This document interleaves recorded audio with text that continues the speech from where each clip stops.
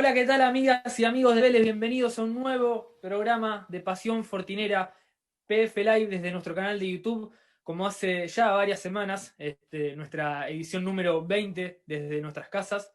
Pasa volando el tiempo, ya son 5 meses estando en casa, sabiendo que está todo afectado. En un día más que especial para el hincha de Vélez, 31 de agosto, si habrá quedado en la memoria de aquellas personas, yo lamentablemente no me puedo nombrar como una de las personas que lo vivió, ¿sí? Sabiendo que nací en esos años, pero sí que quedó en la memoria de mi viejo, mi tío, toda mi familia, toda la familia velezana que lo recuerda casi semana a semana, te diría minuto a minuto, ¿no? Porque todo lo que tenemos hoy en día, todo lo que podemos subrayar de la historia de Vélez Sarsfield es gracias a este plantel. Y por eso con nosotros, ¿sí? Tenemos un programa muy especial y con nosotros una presencia de honor, una presencia de lujo que tanto ha costado conseguir porque, bueno, nada, su actualidad es otra y quizás nos complica un poco sabiendo que está en otro club laburando y con una gestión bárbara del señor Curuchaga, que le mandamos un fuerte abrazo. Le voy a dar la bienvenida con el permiso del resto de los compañeros, ¿sí? Y después los voy a saludar a ellos. Le voy a dar la bienvenida al señor Roberto Tito Pompey, el querido Tito, el del penal del Morumbí. ¿Cómo andás, Tito? ¿Cómo estás? Hola, buenas tardes, ¿cómo están? Bueno, ¿cómo estás vos primero, no? Recién hablamos un poquito de la modalidad Zoom que te tiene de acá para allá, pero ya la tenés bastante incorporada. Sí, bueno, nos tocó esta situación única, eh, no conocida y bueno, adaptándonos. 26 años, Tito, ¿lo podés creer? Pasaron 26 años de aquella gesta histórica.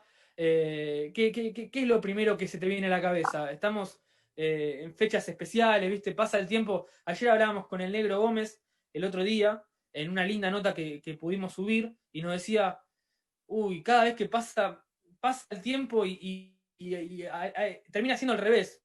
Lo termino sintiendo más vivo que nunca. ¿Qué te pasa a vos cuando sentís que pasaron 26 años de aquella noche? Sí, primero uno va viendo las cosas que le fueron pasando en la vida, algunas muy lindas como el nacimiento de mi nieto, otras duras, perdí a mi viejo en el 2014, hace un mes perdí a mi hermana, que son pilares porque me han acompañado durante toda mi carrera. Recuerdo cuando mi hermana, que era más grande que yo, empezó el secundario y estaba terminando la primaria acompañándome al Club Leopardi los sábados, los domingos a la mañana a jugar a Vélez. Tengo la alegría y el gran orgullo de que siempre fui acompañado por mi familia en el medio de todo esto y todos estos años que fueron pasando, ver crecer a mis hijos y como te decía, la llegada única e irrepetible de mi nieto hace casi 6 años. Y después, bueno, el haber dejado de jugar, el convertirme en entrenador, el haber dado vueltas por países como Paraguay, Perú, Bolivia, dirigiendo acá en la Argentina. Eh, pero bueno, siempre uno vuelve a esos días que nos hicieron tan felices, que nos llenaron de gloria y que para mí fueron devolverle un poco a un club que me formó. Yo llegué con 11 años a Vélez y me fui con 25, hecho un hombre, casado con un hijo. Por eso siempre en los recuerdos aparecen las personas que me formaron, Nessi, Berra, el Pochito Blanco, el Toto Calvanese, Fanesi, Tocal y todos los que fui teniendo en mi camino de formación. Siempre el recuerdo para, como la llamamos nosotros, para la 70 inolvidable, de la cual participaba el Negro Gómez, y que yo digo que fueron muy importantes. Nos reunimos a veces y yo se los digo y ellos me dicen que no. Y sí, para mí el logro ese mío también era de ellos, porque con el negro no jugábamos solos cuando éramos chicos, jugábamos con un equipo y ese equipo fue el que nos fue a nosotros dando también elementos para seguir creciendo. Por eso los tengo, los tengo siempre presentes, más allá de que estamos muy comunicados porque tenemos un grupo. Y bueno, lo primero que siempre me surge es el agradecimiento a las personas que te nombraba, el agradecimiento, por supuesto, a Carlos Bianchi, a Julio y a Carlos Isquia, porque A mí me tocó volver del préstamo de Talleres a un club campeón y es muy difícil Claro. insertar.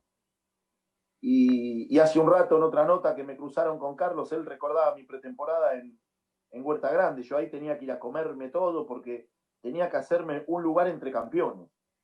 Y bueno, tuve la suerte de que Carlos me eligiera y decidiera que me quede en el club. Y al año de estar jugando mi último partido en Talleres italiano en cancha de Atlanta, estaba pateando el penal que llevaba a Vélez a ser campeón de América. Bueno, siempre digo que el destino nos tiene preparado todas estas cosas.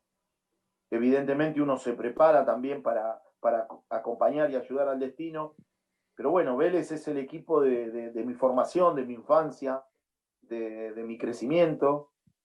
Y, y no me puedo olvidar de Eduardo Slutsky y Julio Jiménez, jugador emblemático de Vélez. Yo trabajé en la Casa de Deportes Oeste, que era de ellos, Ah, mira. y terminé de mis inferiores y debuté en primera y me fui a Talleres trabajando con un esfuerzo muy grande, pero con un apoyo de ellos. Y son personas que, como dice la canción, que ponen siempre recordando la copa, personas que no voy a olvidar, ¿no? Y bueno, fundamentalmente mi viejo y mi hermana, que lamentablemente hoy no están, pero que bueno, estarán siempre en mi corazón. Tito, me encanta que repases absolutamente todos los nombres y que hayas remarcado a todo el cuerpo técnico, ¿no? Porque a veces uno dice, y fue Carlitos Bianchi el que te dio la confianza, sí, también, pero aparte había un cuerpo técnico atrás que te dio ese pleno que a vos te sirvió y te impulsó para lograr lo que después vino, ¿no? Desde lo que puede llegar a ser ese mensaje de la confianza. Olvídate, y aparte cómo me prepararon, porque desde lo físico el profe, desde lo técnico y táctico Carlos y los dos Carlos Bianchi y Carlos Isquia, pero pasa mucho que cuando uno recuerda un plantel campeón, recuerda obviamente a sus jugadores y a su cuerpo técnico, pero en esas épocas en Vélez se habían juntado los planetas, ¿no? La dirigencia estaba toda unida, entonces cuando tenés a la gente, a las dirigentes, al cuerpo técnico, a los jugadores, y después recalcar a personas que fueron muy importantes, ¿sí? Desde la utilería, Lelo, María, Carlito, todos los muchachos de utilería, eh, a nuestro querido Negro Molina, que ya no está lamentablemente, al Tordo, a Copo, a Carlitos, el kinesiólogo. Un logro es de todos, ¿sí? Y cada uno aporta su granito de arena. Entonces, si algo me dejó mi viejo es ser agradecidos y, y bueno, mi agradecimiento eterno para cada uno de ellos. Por eso empecé con los que me formaron, porque fueron los que fueron moldeando a ese pibito de 11 años que llegó y a ese jugador que tuvo que patear el último penal. Estamos en vivo en Pasión Fortinera con Roberto Tito Pompey. Si tenés que hacer un pantallazo, Tito, de aquella copa, ¿no? A 26 años de aquella gesta histórica e inolvidable para el hincha de Vélez, si tenés que hacer un pantallazo y decir qué es lo primero que se me viene a la cabeza recordando aquel logro, ¿qué es? Mira, lo primero es unas palabras de Carlos Bianchi el día que quedé afuera del banco con Boca el primer partido, que me vino a hablar y me dijo, Roberto, no te caigas, que vas a ser importante en esta Copa Libertadores. Mm. Yo no sé si fue casualidad, si me lo dijo por decir, creo que no, conociendo la historia de Carlos después. Eh, y bueno, él cumplió y yo también cumplí, no cayéndome y siguiendo entrenando. La copa mía se divide en dos partes, ¿no? Porque yo en el medio de la copa estuve a punto de irme a San Lorenzo. Claro. Eh, me había lesionado con Racing el último partido del torneo, la pretemporada en Ezeiza para el resto de la copa después del Mundial. No la pude hacer por esa lesión. Y me quedaban los partidos del torneo local para disfrutar en Vélez y marchar. Y bueno, a través de buenas actuaciones en ese torneo local, la vuelta con Minerven, Carlos Isquia me manda después del partido de Platense, un día de lluvia torrencial, que tuve la suerte de meter un gol. Cuando llegué al vestuario, Carlos Isquia me dijo, bueno, date una ducha, anda a casa, agarrá el bolso y concentrás para la Copa. fue un volver a vivir, sabiendo Claro. que terminaba la Copa y me iba a San Lorenzo. Ese era el acuerdo que habían llegado los clubes y que había llegado yo con San Lorenzo. Empezaron a venir partidos en los que tenía que entrar. Me tocó ser titular con Junior en un partido que tuve una muy buena actuación, tuve la definición en los penales. Sí. Después tuve el primer partido también de titular con San Pablo y después Carlos mete esa variante de sacar un volante y meter un defensor más para hacer esa línea de 5. En el vestuario también Carlos dijo, tengo que sacar a alguien que va a terminar siendo importante. Tenía que sacrificar un volante para armar lo que él creía que era lo mejor. Y el destino me tenía jugada esa pasada de patear el último penal, ¿no? Y que para mí era la responsabilidad de coronar el esfuerzo de mis compañeros de 9 meses. Ese plantel de Vélez que todos le aportamos, pero que tenía 10 jugadores que eran la base del equipo. Y después había un lugar que siempre fuimos rotando y que fuimos cambiando.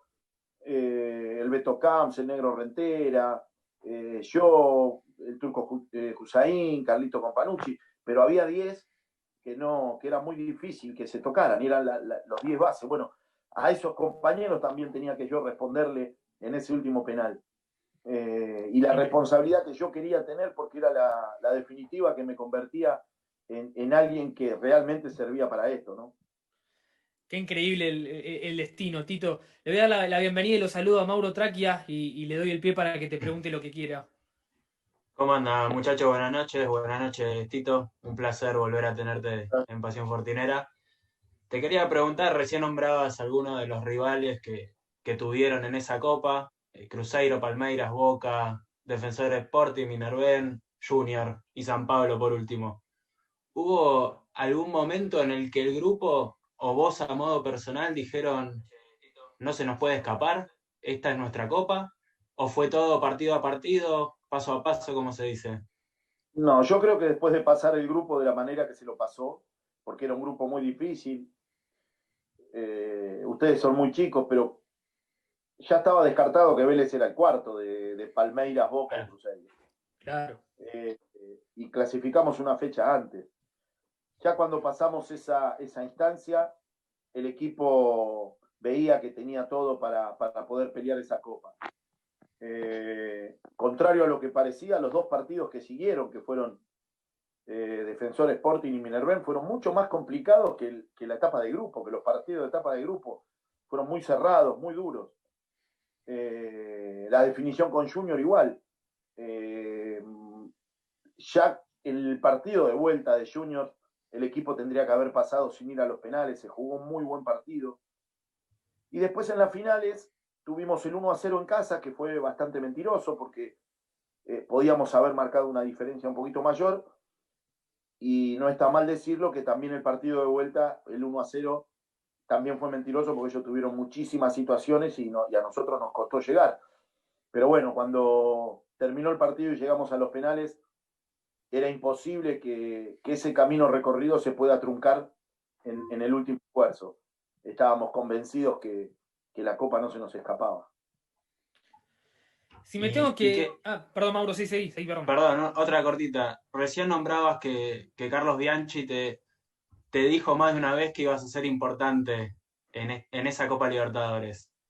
¿En el momento lo tomaste como una responsabilidad? ¿Lo miraste y pensaste qué me está diciendo este hombre?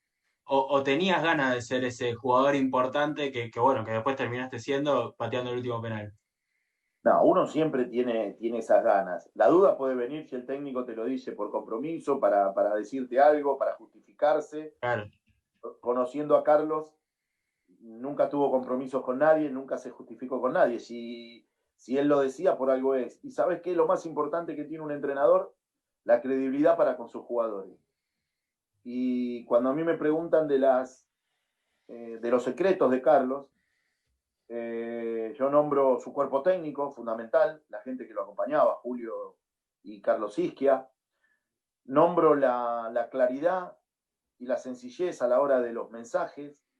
Nombro la capacidad para mirar al rival. Nosotros no mirábamos mucho video porque Carlos tenía una capacidad para ver el rival y transmitirte lo que iba a pasar y pasaba. y eso le daba lo más importante, que era la credibilidad.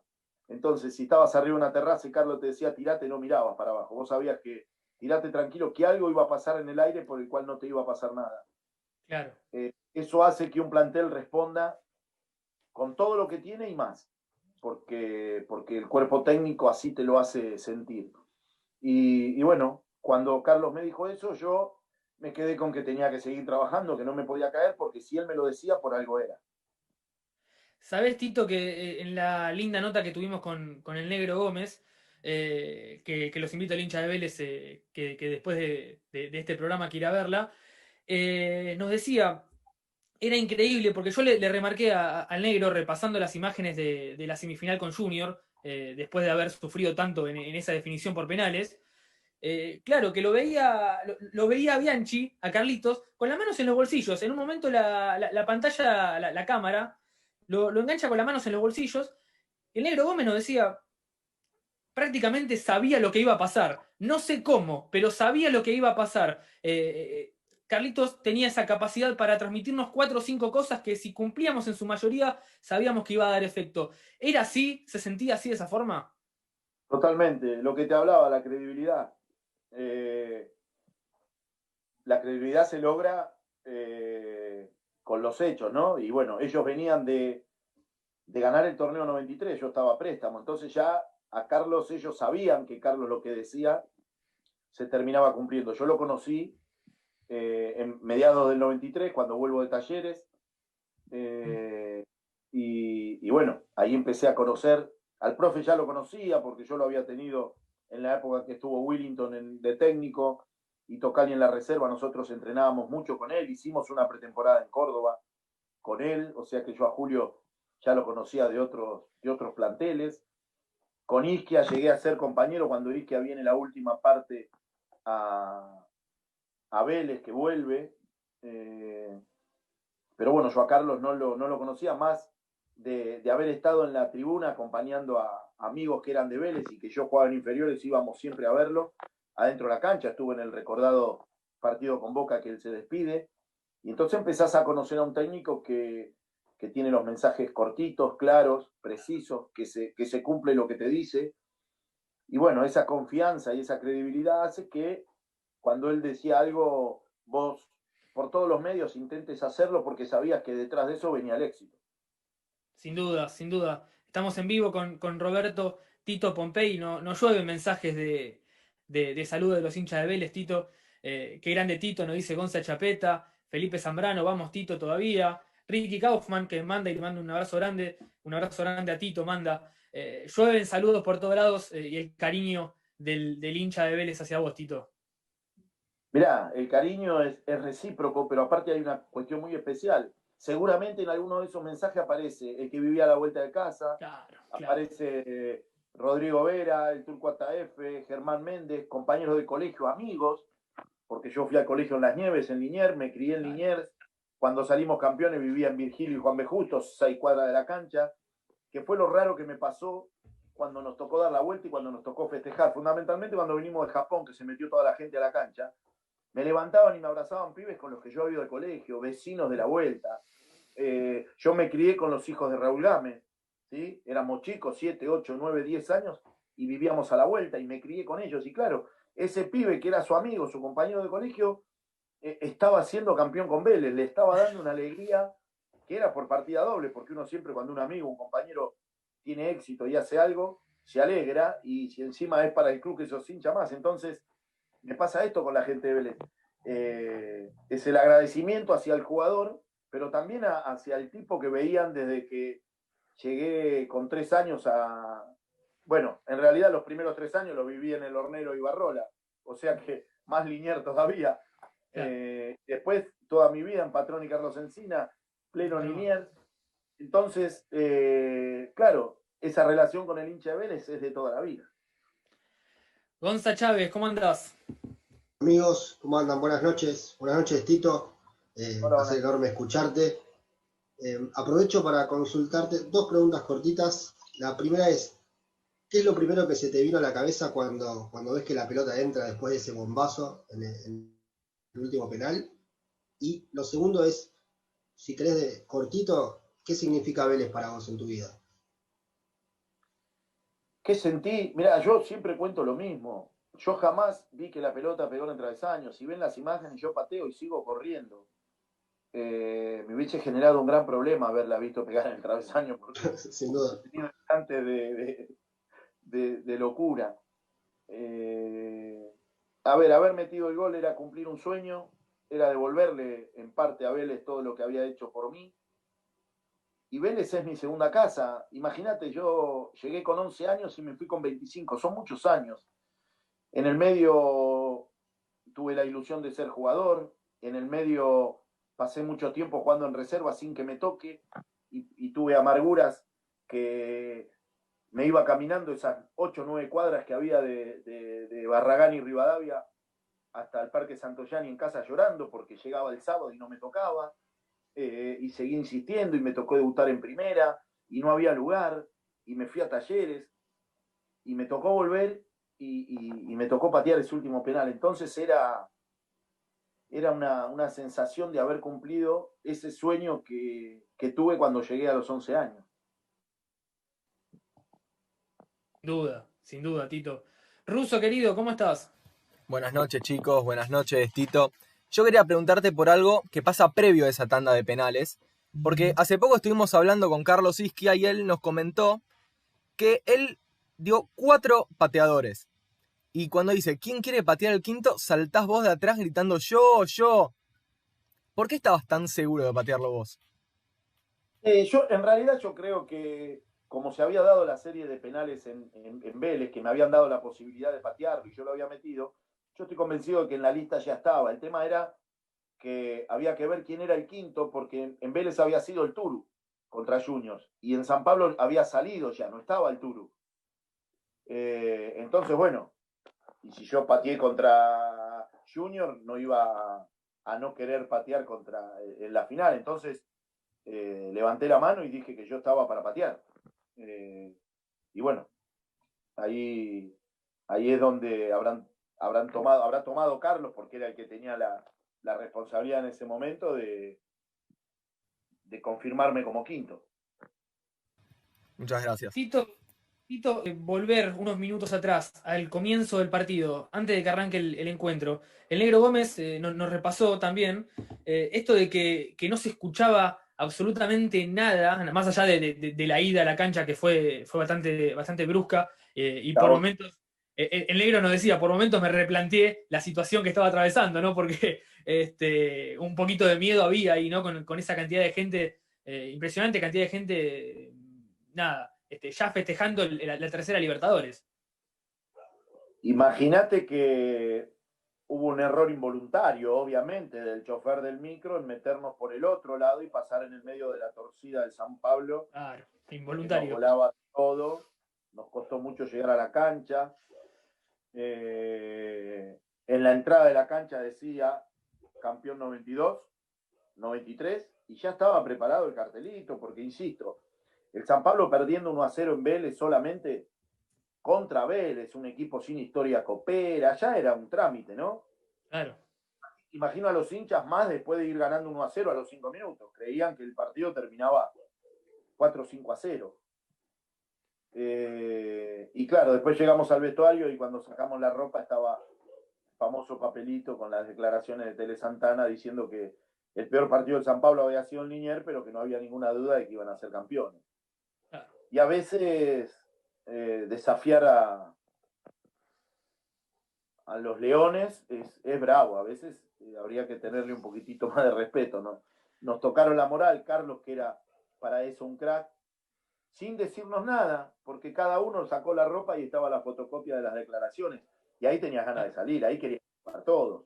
En la charla previa yo sabía que no iba a estar por ese cambio que había decidido Carlos, pero querías entrar y decir, si me toca a mí, tengo que hacer lo que sea para que demostrarle a Tenés Santana que los partidos hay que jugarlos, se llamen Vélez o se llame San Pablo. Claro. ¿Sentís que lo subestimaron entonces? ¿Pensaste, o sea, es el mismo pensamiento?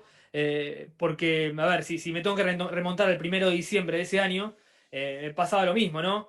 El Milan también sentía lo mismo, sentían que era el equipo de barrio que no podía ganarle a esos gigantes, pero se terminó dando vuelta, ¿no? Y el gigante terminó siendo el equipo de barrio. Yo no sé si nos subestimó o lo que quiso hacer fue, en unas declaraciones, animar a sus jugadores, que le salió mal porque nos afiló los dientes a nosotros. Y lo del Milan un poquito distinto, ¿no? Nosotros cuando estábamos saliendo, imagínate que mirábamos a la izquierda los nombres que mirábamos, y cuando ellos miraban a la derecha debían conocer a Pepe, que había jugado el Mundial 90 y el 94, a Chila, y después no debían conocer a nadie, sinceramente. No debían conocer ni la camiseta. Pero bueno, nos pasó durante 15 minutos también en esa famosa final. Después nos dimos cuenta que eran 11, nada más que tenían la camiseta de Milan. Y ahí nos hicimos dueños del partido y se lo ganamos bien también. Claro, claro. Le dejo la última pregunta al público en YouTube que está preguntándote, Tito. Felipe Zambrano, que recién lo nombraba, pregunta cómo fue jugar contra ese San Pablo, y yo te lo agrego también el párrafo aparte, cómo fue la preparación de esa semana. Mirá, recuerdo que la semana, me acuerdo que Carlos mandó a sacar los arcos y los puso contra el alambrado para agrandar la cancha. Y la verdad que más allá del 1-0, que sabíamos que había sido injusto y que parecía corto, nosotros confiábamos mucho en Carlos, Carlos confiaba mucho en nosotros, y nosotros confiábamos en nosotros mismos, en el hambre de gloria que tenía aquel plantel, en el esfuerzo que había significado llegar hasta ahí, ¿no? La etapa del grupo, los 2 partidos bravos que tuvimos que le siguieron, estar a nada de quedar afuera contra Junior, porque estuvimos a un penal de quedar afuera. Entonces, no se nos podía escapar bajo ningún punto de vista. Mau. Tito, la última cortita de mi parte, agradeciéndote este contacto. ¿Le agrega algo haberle ganado a San Pablo y al Milan con todo lo que se había dicho, con todo lo que vos recién nos contabas de las declaraciones, lo que vivieron en San Pablo, la arrogancia de estos dos equipos? ¿Le agrega algo en lo personal de decir, mira, mal y pronto le cerramos el orto a los grandes, les ganamos, somos campeones nosotros y que hablen lo que quieran? No, lo que me parece que nos engrandece mucho más como equipo, como plantel, porque le ganamos a los 2 mejores de los continentes, porque el San Pablo era bicampeón de América y el Milan le venía de meter 4, creo que al Barcelona en esa final. Claro. Esa final de campeón. Entonces, si nosotros pudimos superar a esos 2 equipos, hablaba mucho mejor de lo que nosotros éramos como jugadores individuales, como equipo, como grupo, como institución. Fueron logros muy importantes y sí, lo engrandecieron los rivales, ¿no? A ese logro. Tito, te tengo que hacer las 2 últimas preguntas. La primera es muy cortita, porque la verdad que todos los campeones de esa camada de Vélez le ha costado definir a semejante jugador de fútbol, semejante arquero, como José Luis Chilavert. Si yo te tengo que pedir que me definas a José Luis Chilavert en una frase. Difícil, pero yo te pondría un gigante. Porque apareció en los momentos más importantes, apareció en esa definición por penales con Junior cuando estábamos perdidos, apareció en esa final con San Pablo, aparecía en todos los partidos, pero nombro los momentos más dramáticos, apareció en esos primeros minutos contra el Milan. A ver, nosotros teníamos 4 jugadores que podíamos hacer cualquier cosa de la mitad para arriba porque estábamos muy tranquilos, porque teníamos al Negro, que era una cosa impresionante, después teníamos una defensa que era terrible, y si esas 2 instancias fallaban, teníamos a Chila. Entonces, difícil que aquel equipo no hubiese logrado lo que logró, porque era muy difícil que el Negro se equivoque, y si de alguna manera alguna vez lo pasaban, venían las líneas de 4, que era terrible, y si ellos por alguna razón, bueno, ahí lo teníamos a Chila. Pero bueno, eso era lo que significaba Chila para nosotros dentro de la cancha, ¿no? La tranquilidad de tener en la última instancia a un gigante. Un gigante, sin duda. Y algo acá me repasa a Luquita Stile, que le mando un abrazo grande, y que me parece que está buenísimo. Si tuviera la posibilidad de decirle algo a ese Roberto Tito Pompey, ¿con cuántos años? En el año 1994, con 24 años, Con 20. ¿qué le dirías? Le agradecería que después de 26 años se acuerde de las personas que lo formaron, de su familia, de sus compañeros, que se acuerde de la gente de Vélez, que mis 2 hijos varones son hinchas de Vélez, mi sobrino, mi ahijado, Alito, es hincha de Vélez, el padre es de otro club, el hermano es de otro club, él es de Vélez. Bueno, el hijo de mi primo, al que le dicen Tito jugando, son de Vélez, ellos ya eran de Vélez, pero yo le diría a ese pibe que cumplió muy bien con la formación que le dieron sus viejos. Y que me enorgullece que pasen los años que pasen, siempre le agradezca a la gente que lo ayudó, como te decía, de Eduardo Luski, de Julito Jiménez cuando me dieron laburo, que agradecerle a mi ex, a la mamá de mis chicos, porque me bancó, me conoció cuando yo jugaba en 4ª división,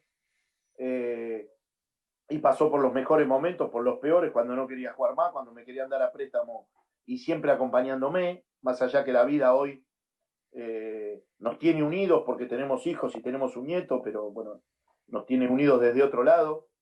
Pero fundamentalmente le diría eso, le agradecería que sea tan agradecido con cada una de las personas que le aportaron algo en su vida. Me parece que es el secreto para vivir tranquilo y para con todos los problemas que vamos teniendo en la vida, en definitiva, ser feliz, nada más.